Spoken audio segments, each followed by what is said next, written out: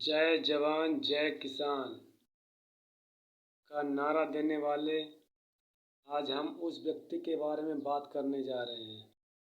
नमस्कार मित्रों, मेरा नाम है अजय गुप्ता और आप देख रहे हैं मेरा YouTube channel Ajay Gupta SP में। आप सभी का स्वागत है।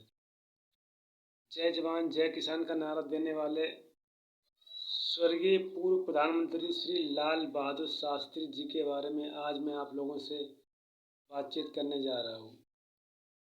लाल बहादुर शास्त्री जी का जन्म 2 अक्टूबर 1904 मुगल सराय वाराणसी में हुआ था।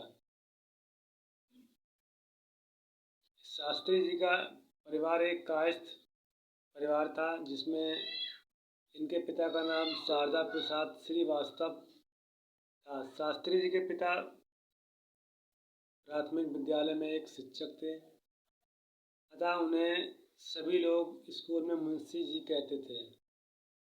बाद में शास्त्री जी के पिता ने राजस्व विभाग में लिपिक की नौकरी कर ली थी। शास्त्री जी की माता का नाम राम दुलारी था। अपने परिवार में सबसे छोटे होने के कारण परिवार वाले इन्हें नन्हे कहकर ही पुकारते थे। परिवार में जो सबसे छोटा व्यक्ति होता है उसे सभी लोग राज दुलार और प्रेम से एक नया नाम दे देते हैं। तो ऐसे ही लाल बहादुर शास्त्री जी को इनके परिवार वाले नन्हे नाम से पुकारते थे। जब शास्त्री जी 18 महीने के हुए तभी दुर्भाग्यपूर्ण इनके पिता का निधन हो गया। उनकी माता राम दुलारी अपने पिता हजारी लाल के घर मिर्ज़ापुर चली गई। अर्थात शास्त्री जी के पिता की मृत्यु के बाद शास्त्री जी की माता शास्त्री जी को लेकर अपने मायके चली गई। कुछ समय बीतने के बाद शास्त्री जी के नाना भी इस दुनिया से चल बसे। बिना पिता के बालक नन्हे की परवरिश करने में उनकी माँ और उनके मौसा रघुनाथ प्रसाद ने उनकी माँ का बहुत ही सहयोग किया और नन्हे की मदद भी करते रहे। नन्हे ने ननिहाल में रहते हुए अपनी प्राथमिक शिक्षा ग्रहण की। इसके बाद उन्होंने संस्कृत में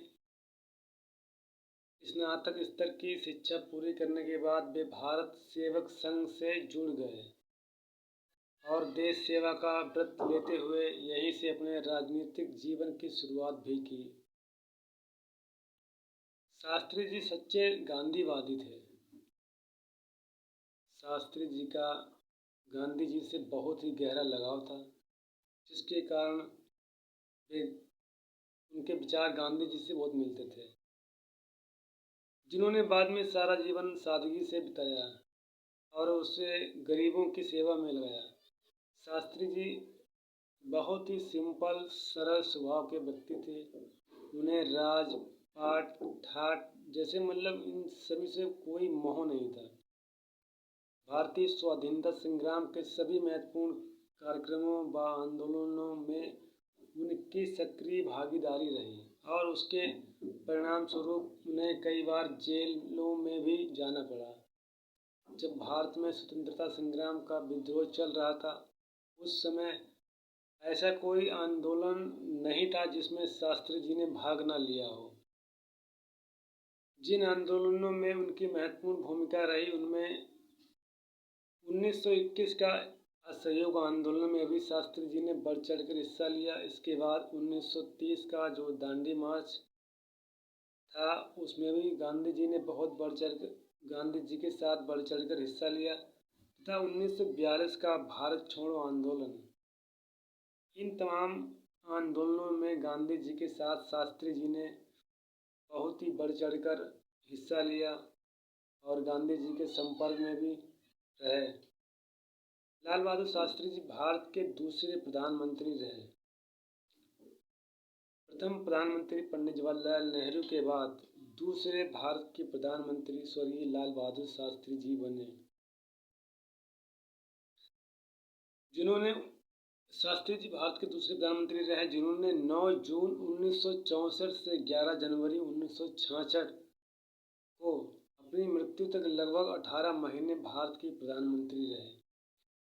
जब जब पंडित जवाहरलाल नेहरू की मृत्यु के बाद लाल बहादुर शास्त्री जी ने भारत की प्रधानमंत्री पद के रूप में सत्ता संभाली, तो उससे पहले भारत और चीन का युद्ध हो चुका था। लेकिन जैसे ही शास्त्री जी दूसरे प्रधानमंत्री बने, उसके एक वर्ष बाद भारत और पाकिस्तान का युद्ध छिड़ गया था। प्रधानमंत्री बनने से पहले उत्तर प्रदेश के संसदीय सचिव के रूप में कार्यरत रह चुके थे। प्रधानमंत्री बनने से पहले भी लाल बहादुर शास्त्री जी उत्तर प्रदेश के संसदीय सचिव के रूप में भी कार्यरत रह चुके थे। गोविंद वल्लभ पंत के मंत्रिमंडल में उन्हें पुलिस एवं परिवहन मंत्रालय सौंपा गया था। परिवहन मंत्री के कार्यकाल में उन्होंने पहली बार महिला संवाहकों कंडक्टर्स की नियुक्ति की थी। जब शास्त्री जी परिवहन मंत्री बने, तब से ही उन्होंने महिलाओं को कंडक्टर की भर्ती का प्रक्रिया शुरू की थी। पुलिस मंत्री होने के बाद शास्त्री जी ने ही पहली बार भीड़ को नियंत्रण में रखने के लिए लाठी चार्ज की जगह पानी की बौछार का प्रयोग प्रारंभ किया था। आप लोगों ने देखा होगा ही कि जो इस समय भीड़ पर कंट्रोल करने के लिए पुलिस प्रशासन द्वारा पानी की बौछार